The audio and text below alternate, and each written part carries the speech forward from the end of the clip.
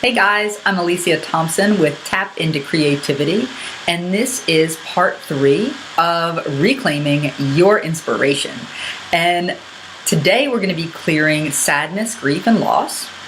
And these are big emotions, right? That's what we're working on in order to reclaim our inspiration, our joy, our passion, our curiosity, our excitement about life. Because that's the stuff that makes us feel really good, and that's the stuff that makes us create beauty and new things and just do fabulous things with our lives, which is what we all want to do, right? Okay, glad you're with me so far. So, sadness, grief, and loss. Ew, no one wants to feel them, right? And society actually goes along with us to encourage us to kind of brush those feelings under the rug. And unfortunately, society does that through the law of attraction, which tells us, think positively, think positively. You have to, what you think about, you bring about, which is great, and I really believe in. That being said, it doesn't mean ignore your emotions. It doesn't mean shove under the rug the grief, the loss, the sadness. Because when you do this, it just festers. You don't get rid of it. You're just shoving it down to like a deep part in your body where it's going to wreak havoc. Just think of like like a really angry cat that you stuck in a sack and just shoved somewhere, right? That cat is not going to be quiet. It's going to get louder and louder and louder and get nastier and nastier the longer you leave it in that sack. So this is why you want to process your emotions. So, Marianne Williamson said something that I thought was profoundly life-changing for me, because my father was murdered when I was 19 years old. Maybe I was 20. And I'm 39 now. So it's been about 20 years, and I still am sad about it sometimes. And she said, if you need to cry 50,000 tears, 49,000 doesn't cut it. Now, I may have the numbers off of that a little bit. She may have said 20,000. I'm not sure. But the point is, it may be a lot of tears that you need to shed, a lot of grief that you need to feel before you're over it. And when somebody tells you like, oh, it's been a year already, you've got to move past this. Well, maybe you're not ready. Now, with all of that being said, I do not advocate wallowing in your grief and misery. So what we're going to do is think about your grief, and we're going to tap through it, because that actually processes your grief. It processes your sadness. So we're going to acknowledge that it's there, we're going to feel it, and we're going to tap through it. Sound good? Awesome. Let's get started. So take a deep breath in and just center yourself for a moment.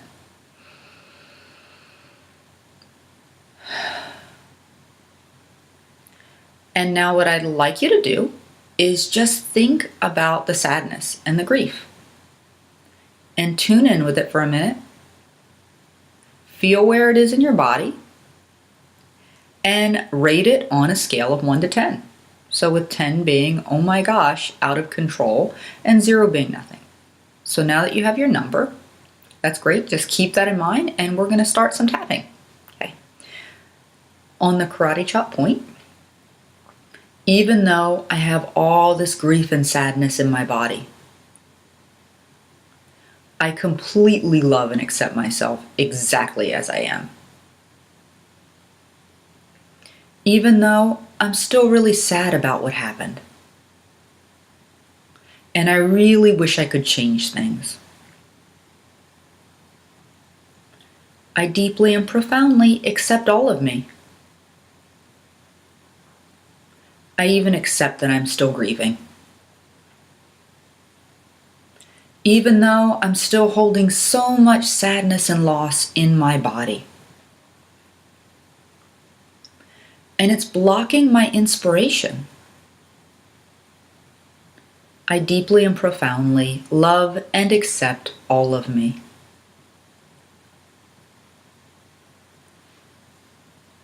All the sadness. I feel really sad. In fact, I think I'm still grieving. there's been a lot of loss. And my heart is still sad. And that's okay. All this sadness in my body, it's been locked away for a really long time. All this sadness in my heart. I really haven't wanted to acknowledge it. Because it really, really hurts.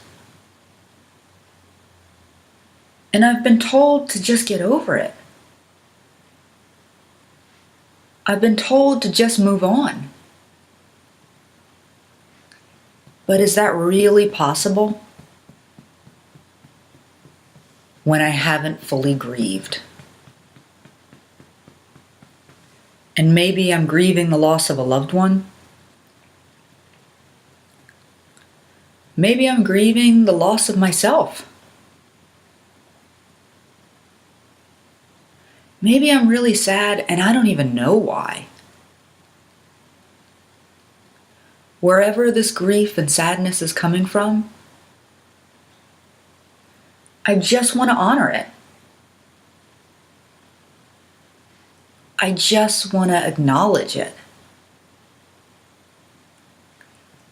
I just want to give it a voice. Because locked deep inside my body, it's not helping me at all. It's sapping my inspiration. And it's taking away my joy. And so I'm open to healing this sadness and grief right now. And the more I tap on it, and the more I acknowledge its presence, the more I heal it. Because all it really wants me to do is pay attention to it. Is to feel through the grief. And I'm open to healing it right now. I'm open to feeling more inspired. I'm open to feeling more joy. I'm open to feeling a lot of joy. Because the more I let this sadness just drain from my body, the more joy I'm going to feel. And that's what I really want. So I choose right now to reclaim my inspiration, to reclaim my passion, and to reclaim my joy. And take a deep breath.